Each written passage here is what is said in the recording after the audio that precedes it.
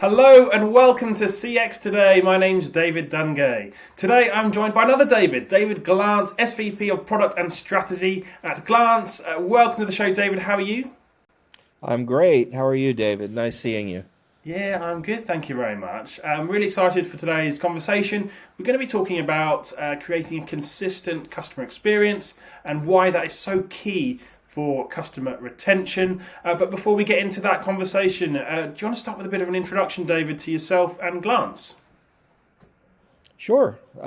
This is my first year anniversary. I've just had it. It's been a great year at Congratulations. Glance, and I've known of Glance for quite some time, and that's what really compelled me to come to Glance. I've been over 25 years in enterprise CX. I've spent about two-thirds of that time on the vendor supplier side, and about a third of that time, and more recently, on the corporate IT services side. So I had a great opportunity before I came to Glance to actually go through a multi-year uh, contact center and digital transformation at a major global bank, and that was quite an experience, and it gave me a lot of good insight around what happens on the other side of the vendor equation. So uh, that was probably a great highlight of my career. And I think what really compelled me to come to Glance, above and beyond the service that they bring as a SaaS provider, is that it's time, right? I think as especially as we went through pandemic and post pandemic, we've seen a lot more emphasis on human collaboration across distance, right? And really, this was an opportunity for me to make a big impact on the human experience. And Glance really, what they do is they provide a stage where digital and human engagement combine, to solve things together. And that's really what we focus on. And we focus intently on that customer experience. And that's really what I like to do. Well, let's get into that first question then, David. Where are companies really struggling when it comes to achieving a consistent customer experience across those multiple platforms that we all use today?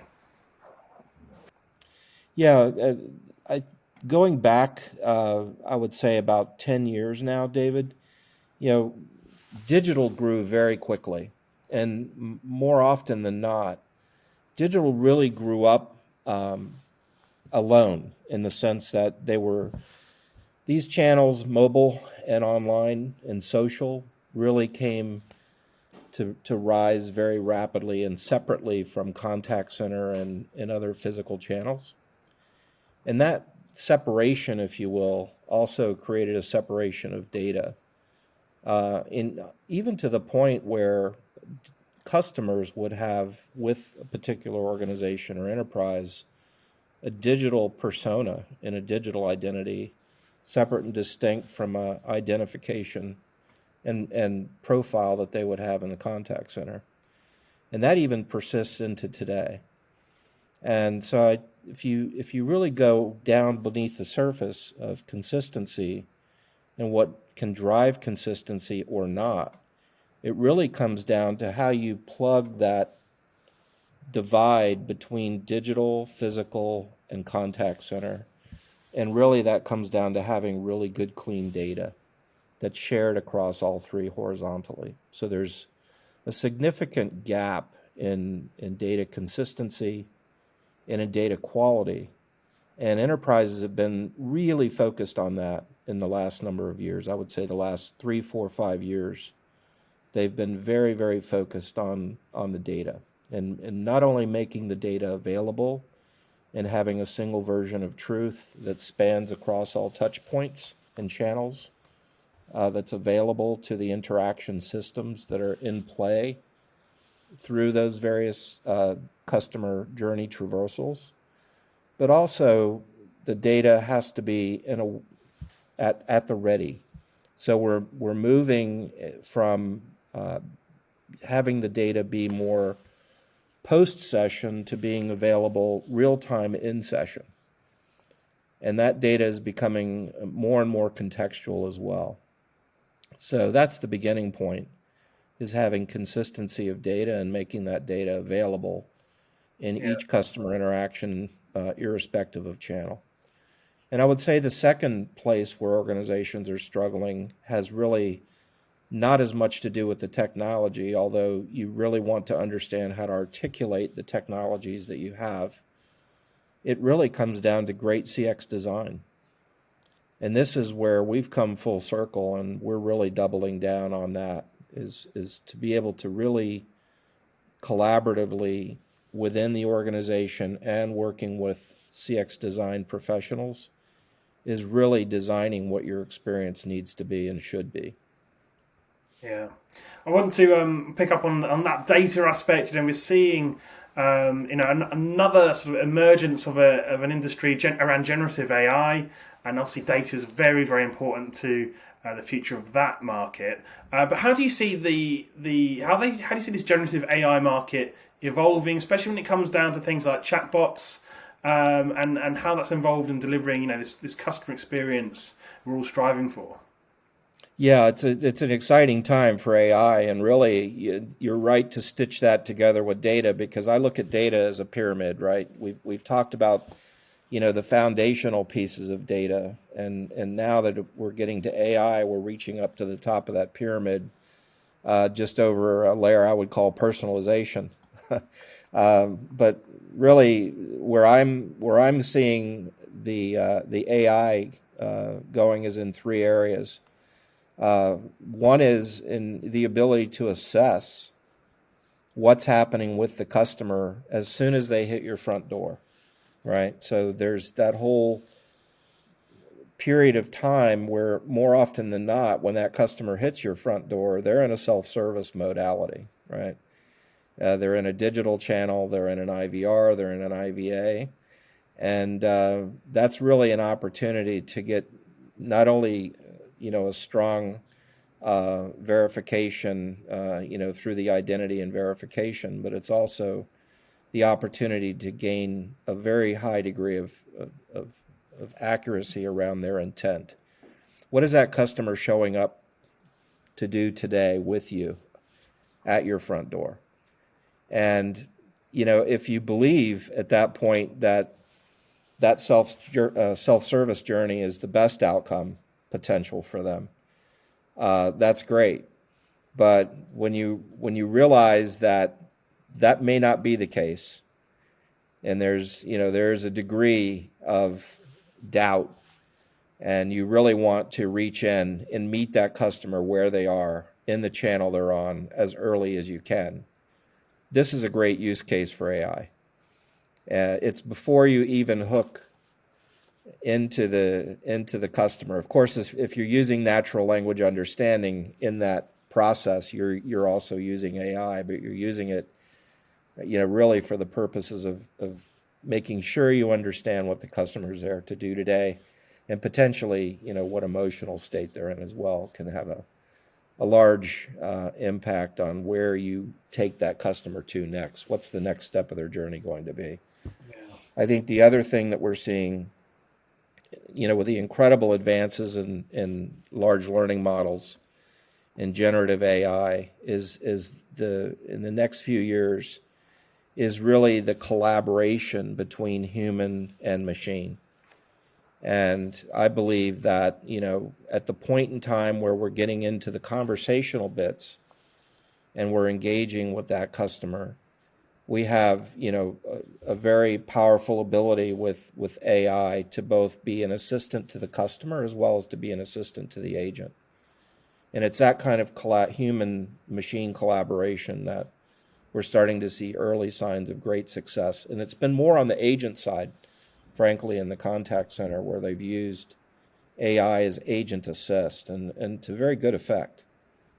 And then there's great opportunity even as you're closing that critical communication with the customer, and being able to utilize AI as you've accumulated all the contextual information that's relevant to that conversation in that setting, and also what you would want to carry forward. Of course, you know what after call work is and wrap up time, and it's often not something that the specialist would love to do, and would do consistently right. And think about that. The AI bot could very easily populate that on behalf of the agent, and we're already seeing solutions that are bringing that to reality. And then in the doing of that, you're creating a much richer training corpus, right? So the training data, it's a virtuous circle. So I see those three areas where AI is really the potential is very high, and it's also in flight. It's happening and maturing as we speak. Yeah, I'm really interested in how this is all relating back to customer retention as well. What you're seeing from particularly a spending point of view. Are people doubling down on their spend on these CX tools? We are in uncertain times. Is that happening? What are you seeing when it comes to people trying to really bolster that customer retention I think metric? it goes back to what I mentioned about meeting the customer as soon as you realize there's a need. Yeah, And I think a big part around the trouble of retention is the fact that we've over rotated in self-service, and to a large extent we've forced customers to resolve themselves, and we don't pick up on the signals in that customer interaction in self-service that's so essential to bringing help at the point of need and at the time and in the channel of need, meeting them right where they are at the time they need the help. yeah, And I think that many of the use cases that we're working with in that regard are retention use cases.